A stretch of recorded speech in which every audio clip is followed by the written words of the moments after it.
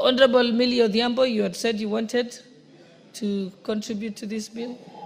Thank you, Madam Speaker. Madam Speaker, I wish to thank you for giving me this opportunity. And Madam Speaker, I, at the onset, want to say that I support this bill.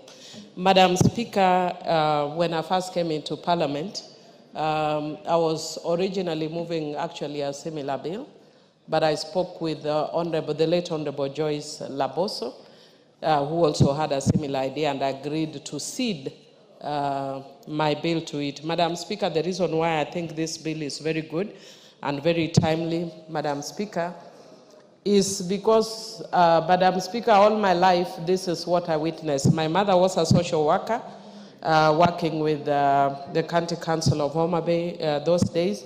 And Madam Speaker, this is all that she did all her life, cushioning vulnerable persons.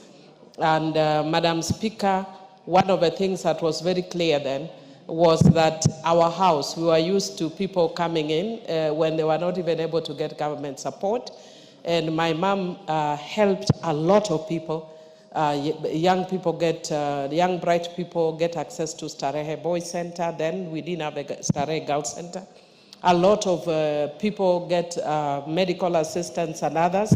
Of course, at this point in time, we also have different systems of assistance through, the government. But I'm happy that this social protection bill will actually then ensure that we take care of the vulnerable in a more consolidated and cohesive manner. I know that when Honorable Joyce brought her bill, it has not actually been actualized. And so this coming from the government will get the actual support that is needed. I know Honorable Masara has brought in a similar bill, and I wish the government side had actually spoken to Honorable Masara before, because sometimes it's discouraging for a member of parliament to put in so much effort, and then midway you are told, no, no, the government has brought one. Of course, it's much better when it's supported by the government, and especially when it's a member who is having a second or so term. Me, I've been here a long time. I've ceded a few of my bills to the government. Even more recently, Obedwanle told me that they are taking over one of my bills, which I'm okay with, but so long as you make sure you don't lose the core concerns and interests that the member had in that bill. So I think it is in good order and out of courtesy that you should also talk to a member when the government wants to take over a bill that a member is doing, and just to agree so that you consolidate.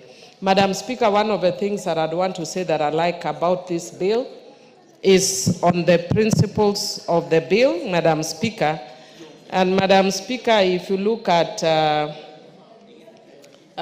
clause 5, clause 5 says the implementation of this act shall be guided by the following principles: equity, social justice, inclusiveness, non-discrimination, and participatory governance. Madam Speaker, when you talk about equity, it means that we'll be paying focus to especially marginalized and vulnerable groups, including women, including poor children, and areas that even have economically for many years been marginalized and not included in the system.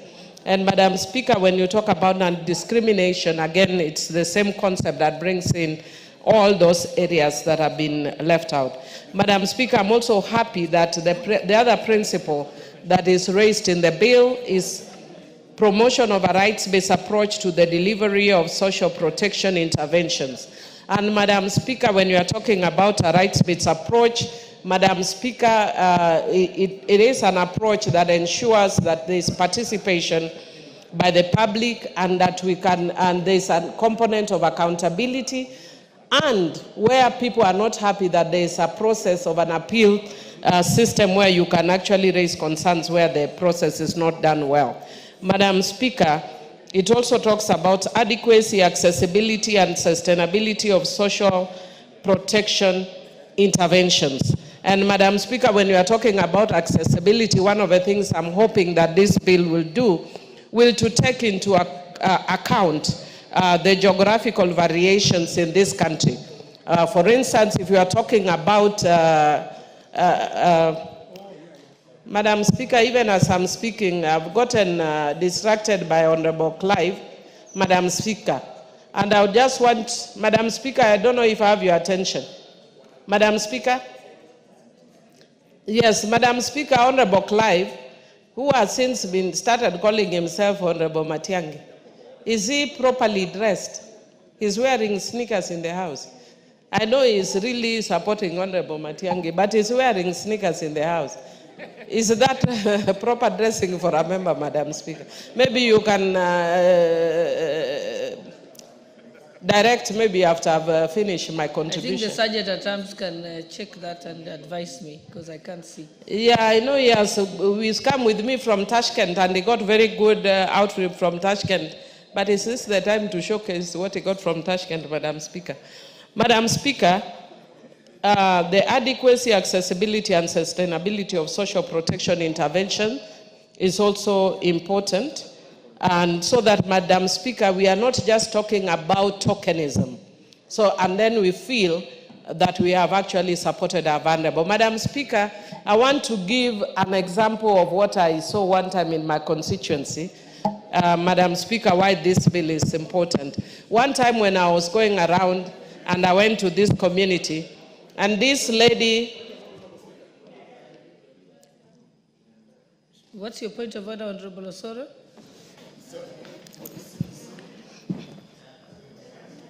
Sorry, Honorable Speaker, it's not my wish to interrupt my learned senior, Honorable Millie, and it's really unrelated to what she was, and to her submission.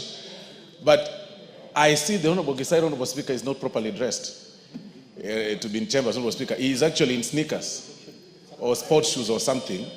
Honorable Osoro, I already ruled on that. I've asked that the Sergeant at Arms looks at it, checks if he's properly dressed, but and advises me, still seated, because he's not within my eye view. So the Sergeant at Arms is going to advise me shortly. Let's proceed, Honorable Millie. Thank you, Madam Speaker. Madam Speaker, I'd already actually raised the issue, because I know Honorable Clive wants to show that he's come back from Tashkent, Uzbekistan.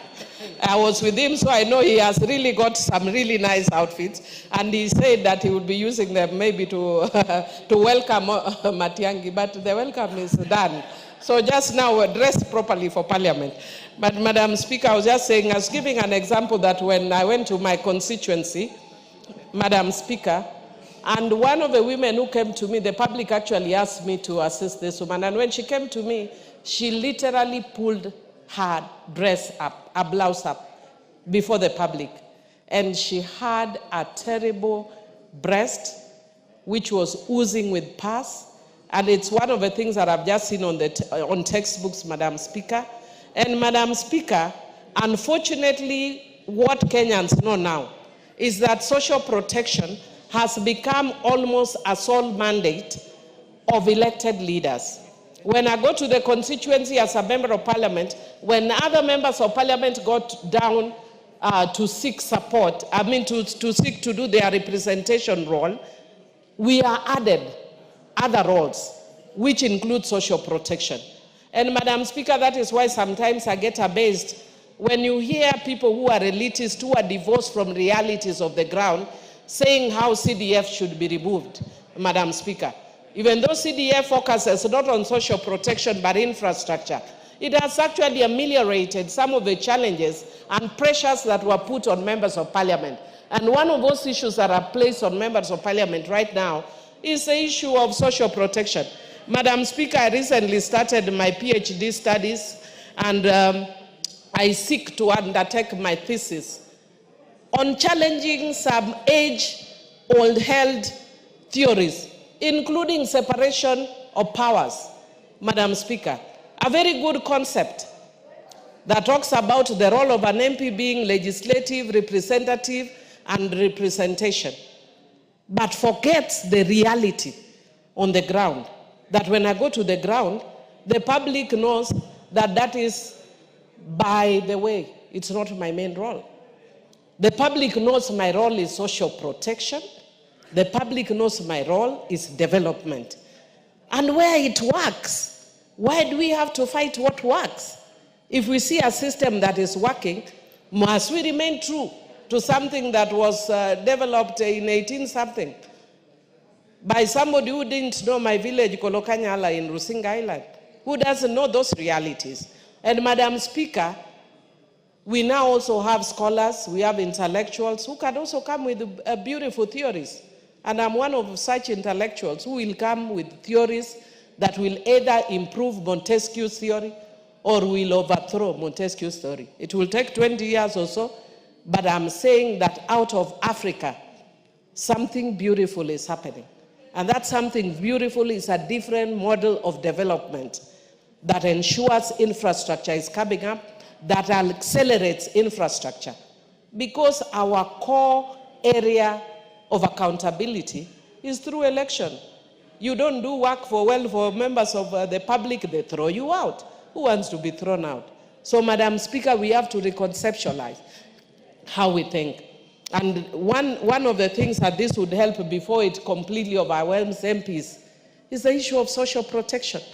Madam Speaker, we provide for people with medical needs. We provide for bereavement. We provide for, mental health. We support even people who are having diaries and all that. Young men who want to marry and cannot be able to marry because they don't have means. It's the role of MPs. Madam Speaker, if I was asked to write a CV of what an MP is, it's very different from what I see the elite people write. Legislation, representation, and oversight. We are pastors, we are intercessors, we are preachers, we are social protection systems, we are ATMs, we do counselors. Madam Speaker, the list is endless, but we need to reduce it to a manageable level and look at the ones that work. And one of them that works excellently, and people are coming from all over Africa to benchmark, is CDF. And that is why, in order to shield us, let us make sure that the government at least takes the social protection to protect our vulnerable women, to protect our vulnerable children, to protect persons with disability, and other marginalized and minority communities in the society. With those few remarks, Madam Speaker, I support. Thank you. The Honorable Member for Suba West, Honorable Masara. Suna West, yes, Honorable Masara. I know you had a similar bill. Yes, proceed.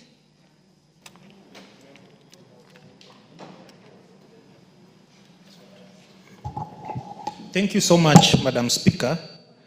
Madam Speaker, I think our gods are with us, because in this Parliament, we are going to pass a bill which is going to help so many people. I want this House to also